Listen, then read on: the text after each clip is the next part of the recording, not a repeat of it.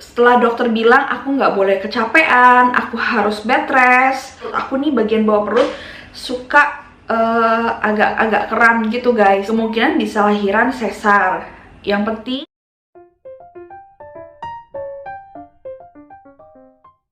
halo guys, welcome back to my YouTube channel. Kembali lagi dengan aku Ripka. Dan hari ini sesuai di judul, aku akan cerita kenapa aku harus lahiran sesar. Dan buat mami-mami atau teman-teman atau bunda-bunda yang lagi hamil sekarang ini, kalian bisa banget nih nonton video aku yang sekarang ini, supaya kalau kalian ngalamin hal yang sama kayak aku, mungkin kalian bisa mengambil beberapa info supaya lahirannya bisa lancar sampai persalinan nanti. Oke guys, jadi ceritanya dari awal aku tahu aku hamil, aku memang sudah berunding sama suami untuk melahirkan secara normal. Karena kebetulan mami aku itu 4 bersaudara, dan mami aku melahirkan 4 anak itu secara normal. Dan dia bilang kalau kita melahirkan normal itu recovery-nya akan lebih cepat daripada lahiran sesar. Dan kebetulan dulu aku pernah operasi usus buntu juga, jadi pernah merasakan yang namanya sakit banget bekas operasi.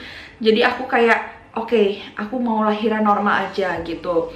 Nah, jadi untuk video ini bukan menyudutkan untuk para ibu-ibu yang mungkin sudah melahirkan secara sesar, karena aku juga tahu itu perjuangannya sangat luar biasa.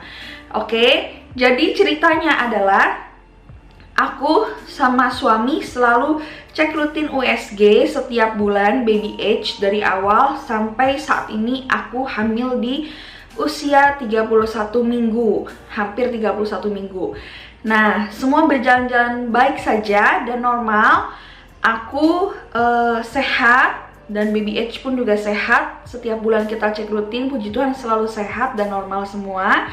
Nah, tapi sampai di usia kandungan kemarin aku 28 minggu, tepatnya di 7 bulan, aku cek rutin USG, datang ke dokter. Dan dokter berkata kalau semuanya normal, tapi ada satu hal yang mengganggu, yaitu posisi letak plasenta aku rendah gitu.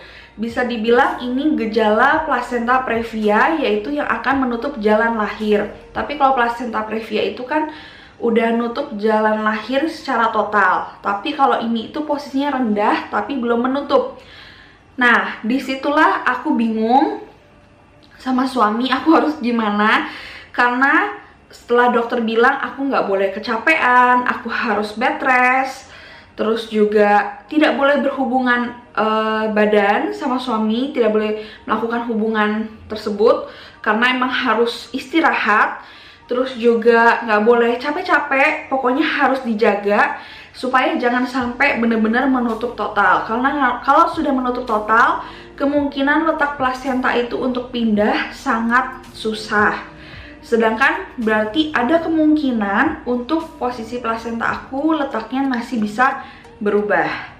Dan aku sempat tanya dokter aku gimana, apakah posisi plasenta bisa berubah? Dokter bilang untuk di usia 28 minggu masih bisa berubah karena janin kita belum terlalu besar, belum memenuhi seluruh isi perut nih. Jadi dia masih bisa berpindah tempat. Tapi kemungkinan untuk berpindah tempat itu sangatlah kecil karena plasenta itu ukurannya juga besar. Jadi kalau mau pindah itu ya sudah, itu hanya kita berdoa aja sama Tuhan gitu kan. Nah oke. Terus akhirnya aku juga sempat baca-baca di Google, cari-cari artikel gitu kan. Dan memang apa yang dokter katakan ya benar, aku nggak boleh capek, harus bed rest gitu. Dan ya udah, akhirnya aku menjalani rutinitas aku sebagai ibu rumah tangga dengan banyak drama dan peristirahatan. Yang pertama, aku masak pun sampai disediakan kursi sama suami aku di dapur.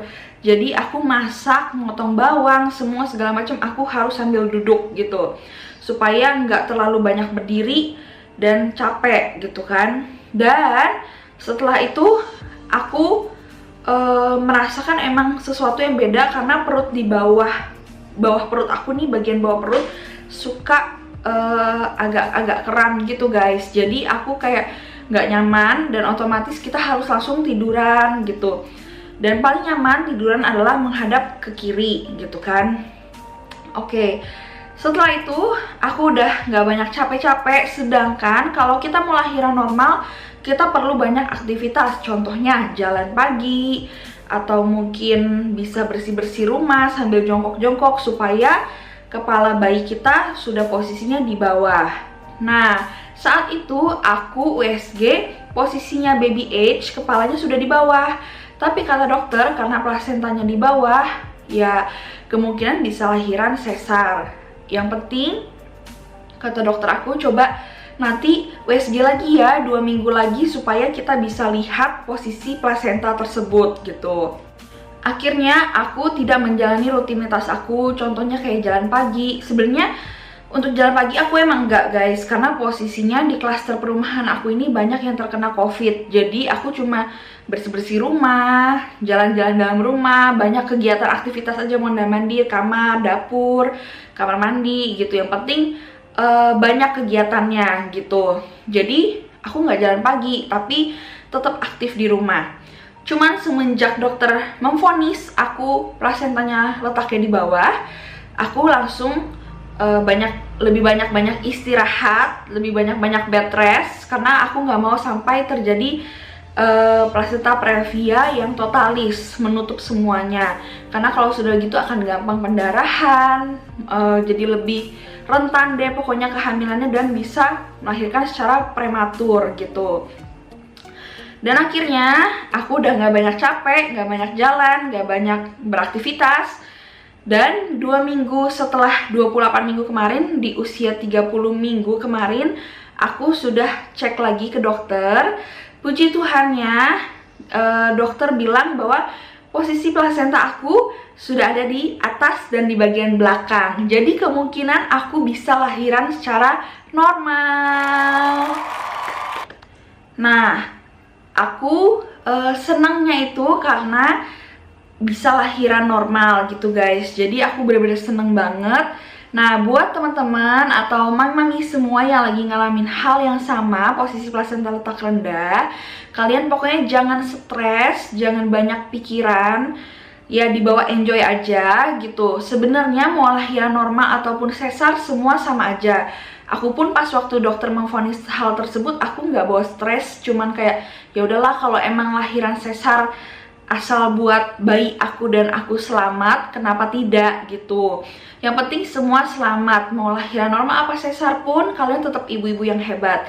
Cuman masalahnya kalau kalian masih bisa berusaha, aku saranin untuk teman-teman atau mami-mami semua yang masih lagi ngalamin hal yang sama kayak aku, masih ada waktu untuk bisa mengubah gitu. Contohnya dengan tidak banyak kegiatan, dengan tidak banyak aktivitas, banyak istirahat, bed rest, dan kalian perlu banget support dari lingkungan sekitar. Kayak aku contohnya hanya tinggal bareng suami, ya udah kita perlu banget komunikasi sama suami supaya suami juga support kita. Contohnya dengan mungkin bisa bantu-bantu untuk keperluan rumah tangga gitu kan, bisa pokoknya jadi saling melengkapi aja gitu guys, jadi nggak dibawa stres gitu kan. Nah kalau kalian mungkin tinggal sama keluarga rame-rame, ya perlu juga dikomunikasikan dengan semuanya. Jadi kalian udah nggak perlu terlalu banyak kegiatan dan terlalu capek gitu. Dan yang paling penting adalah kalian juga banyak ngobrol nih dengan si bayi, dengan janin dalam perut kalian. Karena bukannya apa ya guys, aku merasa bahwa janin kita itu emang sudah Tuhan ciptakan untuk menjadi anak-anak yang pintar. Karena aku cuma bener-bener waktu hal tersebut dokter katakan, aku cuman mengelus-ngelus perut aku setiap hari.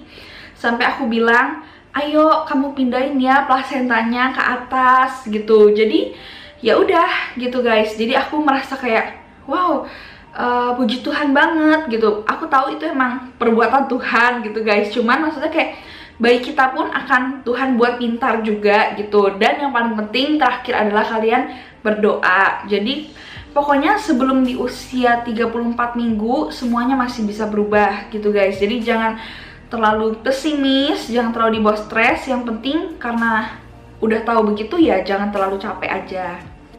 Oke deh guys, kalau gitu sekian cerita pengalaman aku. Semoga cerita ini membantu buat teman-teman atau mami-mami semua yang ngalamin hal yang sama kayak aku. Pokoknya semuanya dibawa happy, dibawa enjoy, tetap makan yang sehat, makan yang bikin kalian moodnya happy. Jadi bayinya di dalam perut pun juga happy. Apapun persalinannya nanti, semoga semuanya lancar. Dan yang lagi mengharapkan untuk punya baby pun biar cepet-cepet Tuhan kasih deh gitu. Oke deh guys, kalau gitu terima kasih telah menonton video aku kali ini. Please jangan lupa bantu aku dengan klik like, comment, dan subscribe. See you on my next video. Bye!